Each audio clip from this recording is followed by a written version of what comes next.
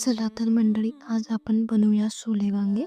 मला माहिती आहे तुम्ही सोले वांगे खाऊन खाऊन त्रासून गेले असाल, पण ज्यांना सोले मिळत नाही त्यांनाच एखादी किंमत असते. असू द्या, पण आधी सोले शिजवायला घातले.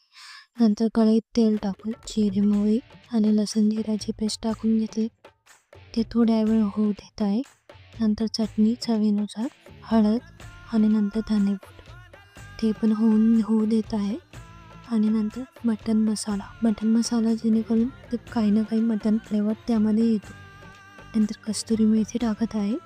कस्तुरी मेथीनंतर वांगी टाकून घेतलेले आहे मी आणि ते हलवून घ्यायचे. हलवून घेतल्यानंतर इथे मीठ टाकत आहे. मीठ विसरलेली होती म्हणून आता टाकून घेत आहे. बघा, सोले आपल्याला शिजले आहे. ते त्यामध्ये गरम पाण्यासकट टाकून घ्यायचे आहे. आपल्यानुसार जेवढं पाणी हवे ते पाणी टाकून घ्यायचं आणि त्यामध्ये सांबार टाकून घ्यायचा.